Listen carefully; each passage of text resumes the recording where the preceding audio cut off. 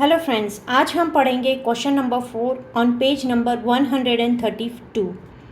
What would be the cost of fencing a rectangular park whose length is 150 meter and breadth is 120 meter if the fence cost 40 rupees per meter?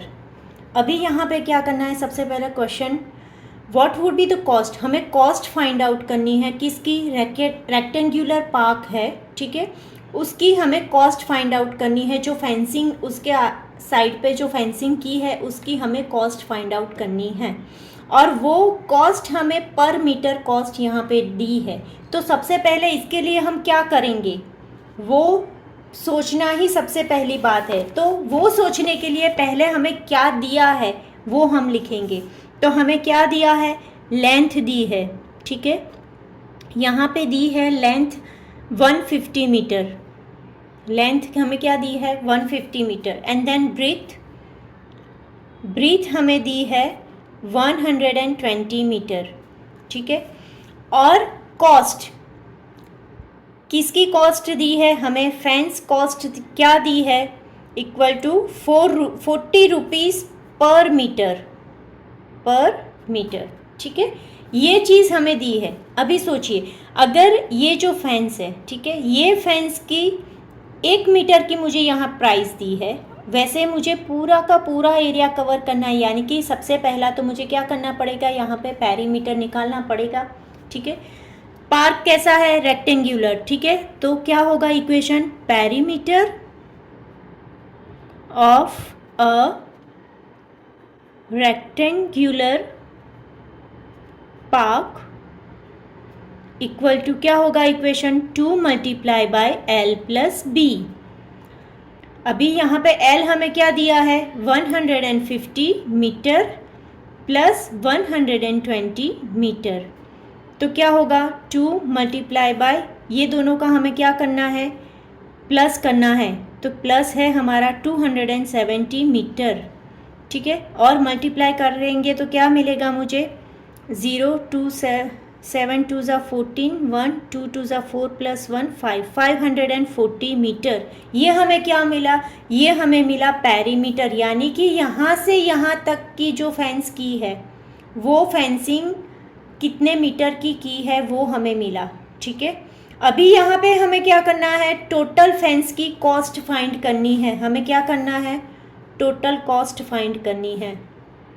Total cost equal to question mark, वो हमें find out करना है. तो यहाँ पे देखिए 1 metre की cost दी है हमें, तो उसके ऊपर से हम टोटल मीटर की कॉस्ट फाइंड करेंगे. टोटल मीटर कितना है वो हमने यहाँ पे ले लिया. टोटल कॉस्ट इक्वल टू क्या बनेगा मेरा इक्वेशन? अगर 40 रुपीज़ का 1 मीटर होता है तो मेरा कितना है? 540. तो हमें इसको इससे मल्टीप्लाई करना पड़ेगा, ठीक है. दोनों का मल्टीप्लिकेशन हमारा यहाँ पे क्या होगा? 4 4 ज़ा 16, 1 2 21, ठीक है. तो क्या होगा? 21,600 रुपीज़ ये हमारी कॉस्ट हुई. तो यहाँ पे आंसर हम लिखेंगे कि टोटल फेंसिंग कॉस्ट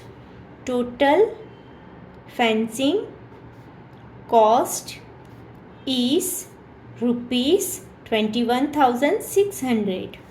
बोलोगे कि यहाँ पे आपने मल्टीप्लाई क्यों किया, ठीक है. तो यहाँ पे क्या हुआ, इक्वेशन कैसे बनेगा? सबसे पहला तो वो हमें क्या करना है, यहाँ पे मीटर दिया है, ठीक है, और ये जो कॉस्ट दी है यहाँ पे ये भी मीटर में है, और ये जो है वो रुपीज़ में है, ठीक है. इक्वेशन मैं बनाना सिखा रही हूँ कि कैसे करना है. फाइंड आउट हमें क्या करनी है? कॉस्ट फाइंड आउट करनी है. तो कॉस्ट हम यहाँ पे लिखेंगे और जो दिया है वो हम यहाँ पे लिखेंगे. यानी कि क्या हुआ? 1 मीटर की कॉस्ट हमें दी है 40 रुपीज़, तो 540 रुपीज़ 40 मीटर की कॉस्ट मुझे कितनी पड़ेगी?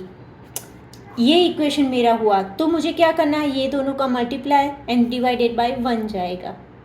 समझ में आया? ये इक्वेशन आपको मिलेगा. जो भी दिया है क्या फाइंड आउट करना है? जो भी फाइंड आउट करना है वो आपको यहाँ राइट हैंड साइड में मिलेगा. उसमें ही लिखना है, और जो भी दिया है वो आपको लेफ्ट हैंड साइड में देना है। ठीक है, ये इक्वेशन आप बनाना सीख जाओगे तो आपको डिवाइड करना है या मल्टीप्लाई करना है आपको इजीली समझ में आ जाएगा, क्योंकि ऑलवेज ये क्रॉस वाला मल्टीप्लाई होता है और यहाँ पे जो भी दिया हो वो हमारा डिवाइड में जाता है। यहाँ पे 1 डिवाइड लिखने का कोई मतलब नहीं था, इसलिए मैंने यहाँ पे नहीं लिखा। ठीक है, तो ये क्वेश्चन हमारा ख़त्म होता है। नेक्स्ट हम देखेंगे क्वेश्चन नंबर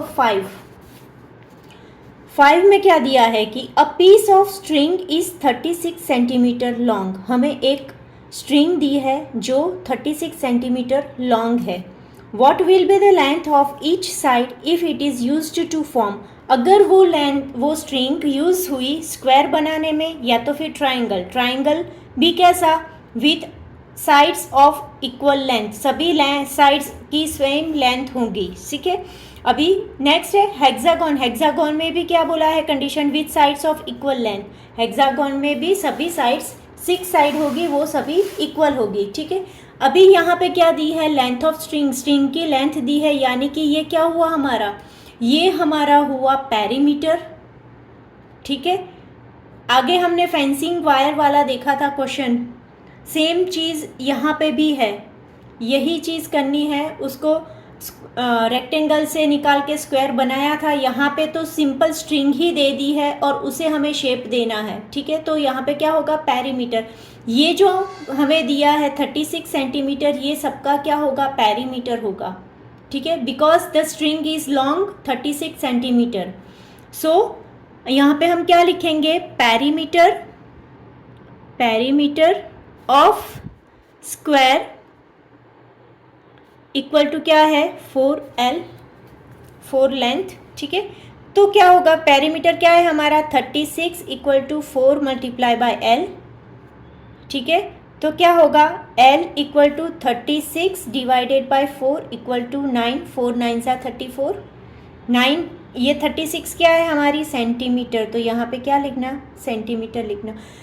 भूल मत जाना, सेंटीमीटर हो या मीटर हो, जो भी पीछे लिखा है वो हमें लिखना यहाँ पे बहुत ही ज़रूरी है। इसलिए मैं हर एक क्वेश्चन में यहाँ पे लिखती हूँ, क्योंकि ये बहुत ही ज़रूरी है, बहुत ही इम्पोर्टेंट पार्ट है। ठीक है, नाउ नेक्स्ट है हमारा ट्राइंगल में भी क्या बोला है, ऑल साइड्स आर इक्वल, यानी कि साइड 1 की जितनी लेंथ है उतनी ही साइड 2 की है और उतनी ही साइड 3 की भी लेंथ है। तो क्या होगा हमारा, perimeter of triangle equal to L plus L। 3 side है, तीनों की लेंथ सेम है, तो हम क्या करेंगे, L प्लस L, यानी कि क्या हुआ यहाँ पे 36 सेंटीमीटर इक्वल टू 3L हुआ, राइट।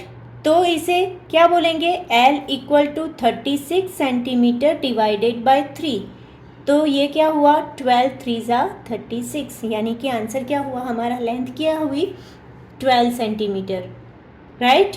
नाउ नेक्स्ट है हेक्सागोनल में कितनी साइड होती है, हेक्सागोन में होती है 6 साइड, राइट। और 6 साइड भी कैसी बोली है हमें, इक्वल लेंथ बोली है। तो हम सेम एज ट्राइंगल के जैसा करेंगे, perimeter of hexagon equal to L plus L plus L plus L plus L plus L, ये 6 टाइम्स हुआ। तो यहाँ पे लेंथ कितनी दी है हमें, हमारी लेंथ, ये पेरीमीटर जो है, पेरीमीटर फिक्स है, लेंथ हमें फाइंड करनी है, दी नहीं है। तो लेकिन यहाँ पे कितना होगा, ये टोटल होगा 6L। तो ये क्या हुआ, L equal to 36 centimetre divided by 6 equal to क्या होगा हमारा 6 सेंटीमीटर। हेक्सागोनल में लेंथ कितनी जाएगी, कितनी 6 सेंटीमीटर होगी। ठीक है, समझ में आ गया ना पूरा। अगर नहीं समझ में आया तो मुझे कमेंट करके बताना, मैं फिर से पूरा समझा दूंगी। ठीक है, नाउ नेक्स्ट है हमें question number 6। A farmer has a rectangular field having length 230 metre and breadth 160 metre. Farmer के पास जो फील्ड है उसकी लेंथ और ब्रीथ हमें दी है। ठीक है, he wants to fence it with 3 rounds of rope as shown. यहाँ पे जैसे दिखाया उससे वो यहाँ पे 3 राउंड्स करने चाहता है रोप का। What is the total length of rope needed. ये हमने सेकंड एग्जांपल देखा था 131 पेज नंबर के ऊपर, उसके जैसा ही है। ठीक है, सबसे पहले हमें क्या करना है, तो यहाँ पे हमें लेंथ दी है, जो दिया है हम वो पहले लिखेंगे, 230 मीटर दिया है। एंड देन क्या दिया है हमें, ब्रीथ दी है, वो कितनी दी है, ब्रीथ हमें दी है 160 मीटर। ठीक है, ब्रीथ हमें क्या दी है, 160 मीटर दी है। तो हम सबसे पहले तो क्या करेंगे, अगर सपोज ये हमारी फील्ड है, ठीक है, फील्ड में हमें 3 राउंड तक जाना है, तो सबसे पहले तो हमें फर्स्ट राउंड तो फाइंड आउट करना होगा। फर्स्ट राउंड फाइंड आउट करने के बाद हम उसको मल्टीप्लाई बाय 3 करेंगे तो 3 राउंड कंप्लीट हो जाएगा, राइट। तो ये जो है फेंसिंग एरिया फाइंड आउट करने के लिए हम क्या लेंगे, पेरीमीटर लेंगे। तो यहाँ पे इक्वेशन क्या बनेगा, perimeter of rectangular field equal to 2 multiply by L plus B, right. तो इसमें L कितना दिया हमें, 230 प्लस 160। यहाँ पे मीटर दिया है तो आपको मीटर मेंशन करना, अगर आप भूल जाओगे तो आंसर में प्रॉब्लम हो जाएगी। 2 मल्टीप्लाई बाय प्लस क्या होगा, 9 and 3 मीटर, और ये दोनों का प्लस 390, तो 9 2 ज़ा 18, 1 2 3 ज़ा 6 प्लस 1 7, 780 क्या होगा मेरा मीटर। ये क्या मिला मुझे, ये मिला मुझे पेरीमीटर मिला। ठीक है, अभी हमें क्या करना है, पेरीमीटर, ये 1 राउंड के लिए पेरीमीटर मिला मुझे, हमें टोटल 3 राउंड हमें चाहिए। So total rope length equal to क्या होगा, 780 मीटर मल्टीप्लाई बाय 3 मुझे करना है। ठीक है, 8 3 ज़ा 24, 2 8 7 3 ज़ा 21, 22 23, तो हमें क्या मिला यहाँ पे 2340 मीटर रोप। हमें टोटल कितनी रोप चाहिए, 2340 मीटर हमें टोटल रोप चाहिए to fence the field for 3 times. ठीक है, ये क्वेश्चन समझ में आ गया ना। यहाँ पे ये एक्सरसाइज हमारी ख़त्म होती है। नेक्स्ट टॉपिक हम नेक्स्ट वीडियो में देखेंगे। Thank you.